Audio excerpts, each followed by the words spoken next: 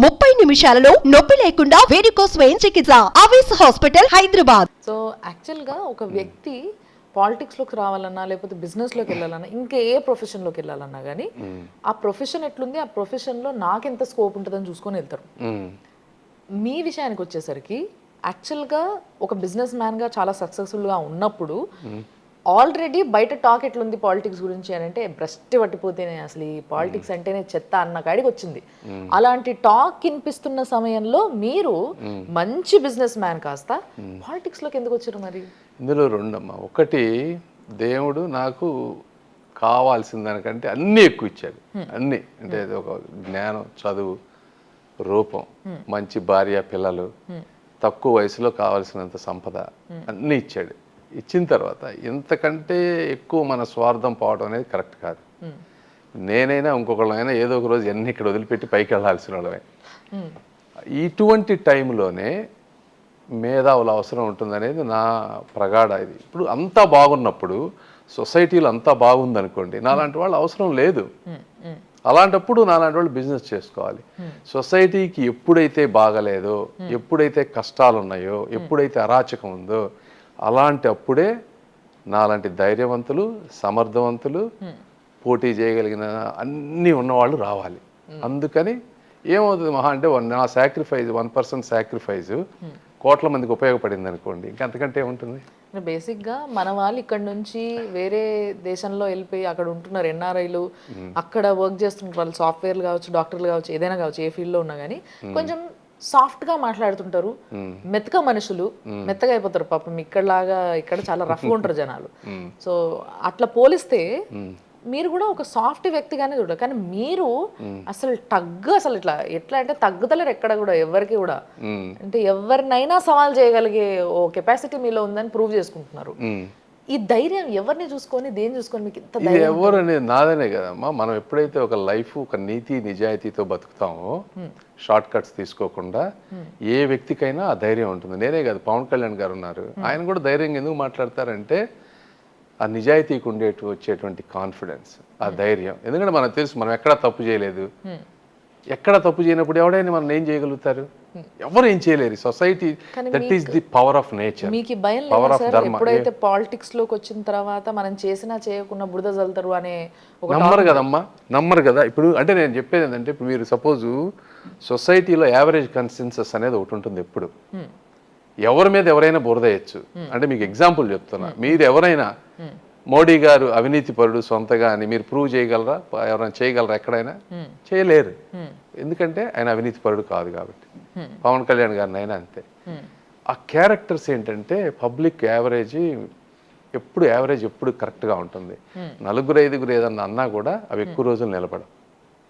So నాకు ఆ depth ఉంది, సొసైటీ హౌ ఇట్ ఆపరేట్స్ అని. నేను ఈ టాపిక్ అడగడానికి ముఖ్య కారణం ఏంటంటే సార్, ఒకానొక సమయంలో సోనియా గాంధీని కూడా నేను చూపిస్తా చూడు ఇప్పుడు వీళ్ళకి అని చెప్పేసి సవాల్ చేసిన జగన్ గారిని మీరు సవాల్ చేస్తున్నారు గట్టిగా ఇప్పుడు. సో అంటే ఎప్పుడైతే మనం పాలిటిక్స్లోకి దిగుతామో, అంటే మీరు బయట నుంచి ఇప్పుడు పాలిటిక్స్లోకి దిగినరు, పాలిటిక్స్లోకి దిగుతామో అసలు ఎవరేంది, ఎవరితో ఎట్లా మాట్లాడాలి, ఎవరిని ఎట్లా ఛాలెంజ్ చేయొచ్చు అనేది తెలుసుకోవడానికి చాలా టైం పడుతుంది నిజంగా. కానీ మీరు మాత్రం అసలు తగ్గేదేలే అంటున్నారు. తగ్గేదే అంటే ఇప్పుడు అంటే అంత ఇబ్బంది జరుగుతుంది. ఇది నేను కావాలని చేసేది కాదు. ఇది అంటే మీరు వీళ్ళు ఎవరు బయటకు వచ్చి అసలు చూడటం లేదు వైసీపీ గవర్నమెంట్లో వాళ్ళు. నేను ఇప్పుడు పబ్లిక్కి వెళ్తామంటే, ఇప్పుడు ఇందుకు ఎగ్జాంపుల్ అమ్మా, ఇందాక నేను లారీ డ్రైవర్స్ అసోసియేషన్ వాళ్ళు మాట్లాడారు. ఏం చెప్తా ఉన్నారు, 1500 రూపాయలు ఉండే వాళ్ళ ట్యాక్స్, గ్రీన్ ట్యాక్స్ 20,000 రూపాయలు చేశారు. అంటే 15 టైమ్స్ పెంచారు. బ్రేక్ ఇన్స్పెక్టర్లు ఆపితే 1200 గవర్నమెంట్ ఫీజు అంట, 3000 మినిమం లంచం. ఆపిన ప్రతిసారి 5,000 రూపాయలు అడుగు కట్టాలి. ఇట్లా ఏంటంటే ఇవి మనం వింటా ఉన్నప్పుడు, అంటే లారీ డ్రైవర్లు అంటే ఎవరు ఉంటారు? వాళ్ళు చాలా కామన్ మ్యాన్. వాళ్ళు 24 గంటలు ఫ్యామిలీని వదిలేసి లాంగ్ డిస్టెన్స్ ట్రావెల్ చేస్తా ఎండల్లో పోయేవాళ్ళని ఈ విధంగా మీరు పీల్చి పిప్పి చేస్తూ ఉన్నారు. ఆ మందు అంతా పిచ్చి మందు పోసి వాళ్ళ లివర్లో పోయి చాలామంది అబ్బాయిలు చనిపోతున్నారు. ఎప్పుడు ఈ 5 సంవత్సరాల్లో చచ్చిపోయినంత మంది హిస్టరీలో ఎప్పుడు ఏ స్టేట్లోనూ ఇంతమంది చనిపోలేదు. పిల్లలకి గంజాయి, ఇవన్నీ చూసినప్పుడు ఏమవుతుందంటే ఎవరికైనా నాకనే కాదు మనసున్న వ్యక్తులకి ఆ భావోద్వేగం వస్తుంది. వచ్చినప్పుడు ఆటోమేటిక్గా ఛాలెంజ్ చేస్తాను, ఎందుకు చేయం, ఇంకా ఎక్కువ చేస్తాను కూడా. ఈ రోజు రాష్ట్రం గంజాయి రాష్ట్రంగా పేరు వచ్చేసింది ఏపీకి. మీద నుంచి నాయకులు వాటన్నిటిపైన మాట్లాడాల్సింది, అది నిర్మూలించాలని దానికోసం ఏదైనా ప్రయత్నం చేయాల్సింది పోయి అదే వదిలేసి మీద నుంచి ఇలాంటి మాటలు. ఇప్పుడు మీరు మందు అన్నారు కాబట్టి మందు అనగానే మందు హానికరం అని దానిపైన రాసి ఉంటుంది, మళ్ళీ దాంట్లో మంచి మందు చెడు మందు అనేది ఏముంటుంది అని చెప్పేసి దానిపైన ఒక పెద్ద లీడరు ఆల్రెడీ కమెంట్ చేయడం జరిగింది, మీకు కూడా తెలిసే ఉంటుంది. మీరేమంటారు మరి?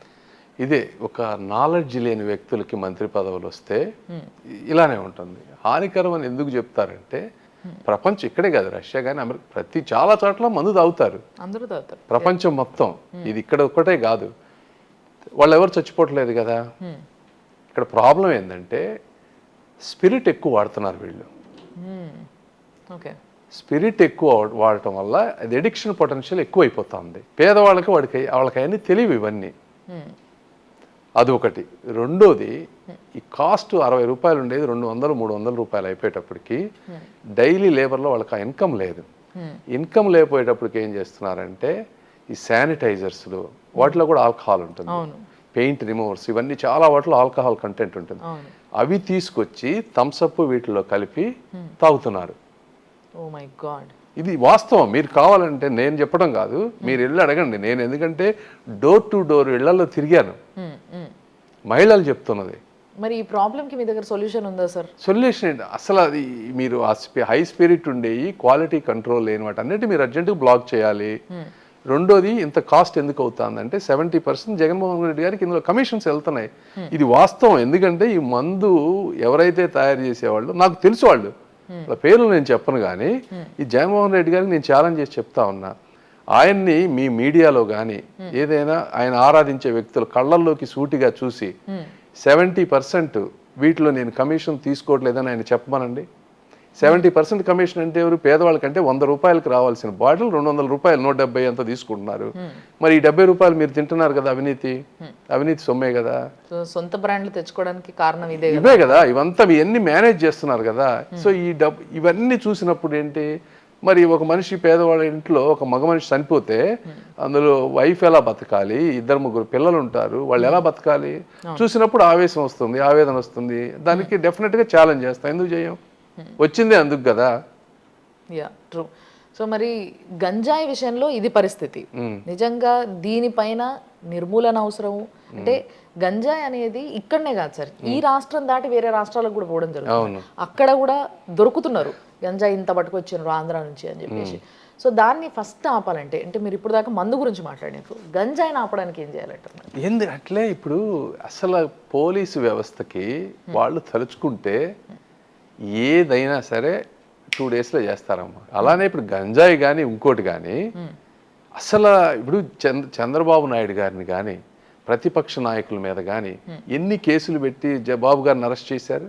దానివల్ల మీకు ఏం జరిగింది? సొసైటీకి ఏమైనా మంచి జరిగిందా వాళ్ళని అరెస్ట్ చేయటం వల్ల? ఆ టైం అంతా మీరు పోలీసు వాళ్ళు పెడితే గంజాయి ఎంతసేపు అండి అరెస్ట్? మొత్తం గూగుల్ డ్రోన్స్లోనే అసలు ఎక్కడికి వెళ్ళక్కర్లా. ఇప్పుడు మా గుంటూరు ఈస్ట్లో ఎమ్మెల్యేనే అమ్ముతున్నాడు. అసలు నువ్వు వాళ్ళని పిలిచి అడగటం కానీ అసలు సిస్టమ్ గవర్నమెంట్కి అగైనెస్ట్గా ఏమీ ఎవడు చేయలేడమ్మా. 1 వీక్ నాలాంటి వాడికి ఇస్తే 24 అవర్స్లో మొత్తాన్ని మటాష్ చేస్తా, విత్-ఇన్ 24 అవర్స్. ఇదే అనమాట, ఇట్లా మాట్లాడడమే నిజంగా ప్రజల్లో ఒక హోప్ తీసుకొచ్చింది. అరే మాకు నాయకుడు వచ్చిండు, మారుస్తాడు, ఏదో చేయబోతున్నాడు అన్న ఒక హోప్ మాటల్లో ఉంది సార్ నిజంగా. ఎందుకు చేయలేం? సో మిమ్మల్ని గెలిపిస్తారన్న నమ్మకం కూడా ఇక్కడే మీకు వచ్చేసి ఉండాలి. ప్రజలు బాగా అది డిసైడ్ చేస్తారు, మంచి మెజారిటీ వస్తుంది. That it's not about me. మీకు అదే నేను చెప్పేది. అంటే ఆ కన్విక్షన్ ఎందుకు లేదు మీకు గవర్నమెంట్కి? అందుకని మేము ఈరోజు మనం అంత అగ్రెసివ్గా మాట్లాడాల్సి వస్తుంది తప్పించి వేరే సింపుల్ చిన్న అవినీతి అక్కడ ఇక్కడ ఏదన్నా జరుగుతుంది లేకపోతే ఏమైనా ఉన్నాయంటే దానికి అంత అగ్రెసివ్గా వెళ్ళేటువంటి పరిస్థితి ఉండేది కాదు. బట్ ఇదేంటంటే సొసైటీని బాగా డిస్ట్రక్షన్ పాత్రలో తీసుకెళ్తున్నారు. సుమన్ టీవీలో మీ పర్సనల్ అండ్ బిజినెస్ ప్రమోషన్స్ కోసం కింది నెంబర్కి కాంటాక్ట్ చేయండి.